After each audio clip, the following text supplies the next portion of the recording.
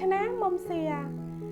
ថ្ងៃនេះខ្ញុំនឹងប្រាប់បងប្អូនអំពីវិធីធ្វើឲ្យផ្ទៃមុខរបស់បងប្អូនមើលទៅតូចជាងមុននិងមានរាងអក្សរ V តាមរយៈការធ្វើលំហាត់ប្រាណមុខសាច់ដុំទាំង57នៃមុខនិងករបស់យើងទាមទារការហាត់ប្រាណដើម្បីឲ្យមានស្បែកស្រស់ថ្លានិងតឹងណែនលំហាត់ប្រាណមុខដ៏សាមញ្ញទាំងនេះអាចជួយពង្រឹងសាច់ដុំមុខនិងធ្វើឲ្យមុខមានរាងស្លីមនិងអាចប្រឆាំងនឹងភាពចាស់សូម្បីតែអ្នកដែលមានអាយុច្រើនហើយក៏ដោយ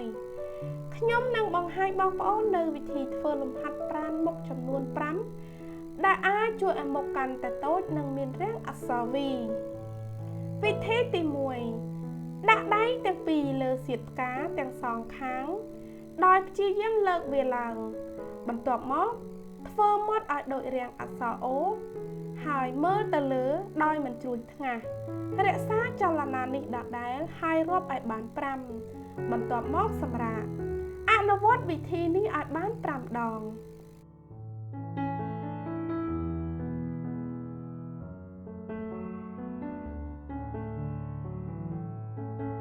វិធីទី2ដាក់ដៃទាំងពីរនៅលើថ្ពាល់ទាំងសងខាងរួចហើយធ្វើមាត់ឲ្យដូចរាងអក្សរ O បន្ទាប់មកមើលទៅលើរាប់ឲ្យបាន5ទៅលេងធ្វើដូចនេះឲ្យបាន5ដង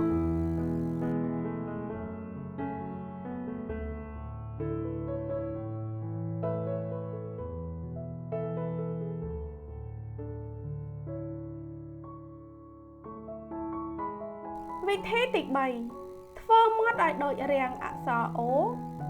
ហើយបដូរទៅជារាងអក្សរ E រក្សាចលនានេះរយៈពេល10វិនាទីធ្វើបែបនេះ3ដងក្នុងមួយថ្ងៃ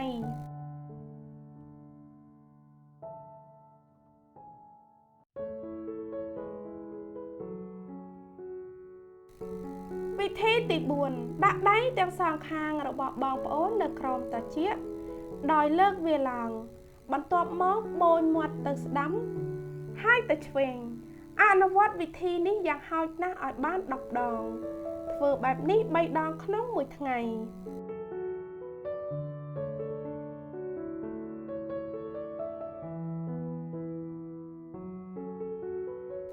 វិធីទី5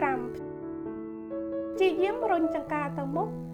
ដោយបង្ហាញធ្មេញខាងក្រោមរបស់បងប្អូនដោយដែលបានបង្ហាញ